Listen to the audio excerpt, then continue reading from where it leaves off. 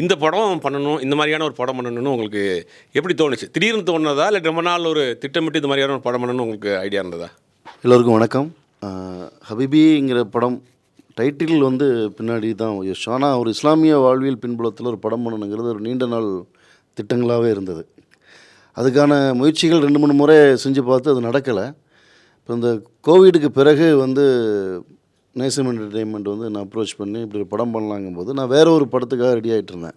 ஒரு பெரிய ஒரு ஸ்டார் வேல்யூ இருக்கக்கூடிய ஒரு ஒரு ஸ்கிரிப்டை வந்து எழுதிக்கிட்டு இருந்தேன்.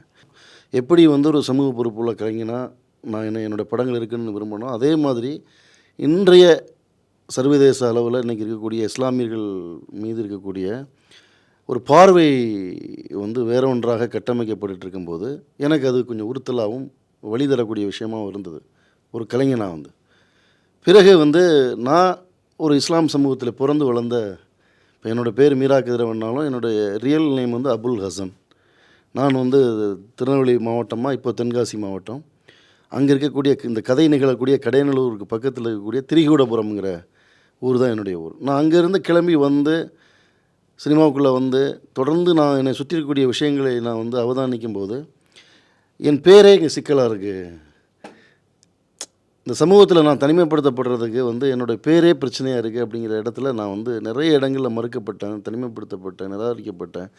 அப்படியான வழிகள் எனக்குள்ளார. இந்த தனிமைப்படுத்தப்பட்டேன், நிராகரிக்கப்பட்டேங்கிற விஷயங்கள்லாம் உங்களை கிராமத்தில் இருந்ததா, சிட்டியில் இருந்ததா? இல்லை, நான் 20 வருஷத்துக்கு முன்னாடி எனக்கு கிராமத்தில் இல்லை வந்து. ஆனால் இன்றைக்கி வந்து அது கேட்குறேன். இப்போ ஆமாம், அது இன்றைக்கி கிராமம் நகரம் இல்லாமல் எல்லா இடத்துலையும் இருக்கிறதா நான் இன்றைக்கி உணர்றேன் வந்து.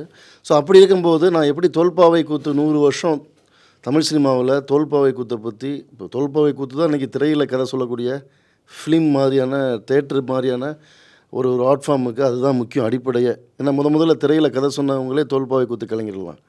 இப்போ இன்றைக்கி நான் இன்றைக்கி வந்து ஒரு ஃபிலிம் மேக்கராக இருக்கேன்னா, திரையில் கதை சொல்லக்கூடிய டைரக்டராக இருக்கேன்னா எனக்கு முன்னோடி அவங்க தான். ஆனால் தோல்பாவை கூற்றை பற்றி எந்த படமும் அது வரைக்கும் தமிழில் வரவே இல்லை. வந்திருந்தாலும் பின்னாடி ஒரு பாடல் காட்சியில் வந்து ஒரு ஹீரோயின் டான்ஸ் பண்ணும்போது பின்னாடி ஒரு விஷுவல் பியூட்டிக்காக இருக்குமோ ஒழிஞ்சு அந்த லைஃப்பை வந்து அது வரைக்கும் டீட்டெயில்டாக எந்த படமும் இல்லை.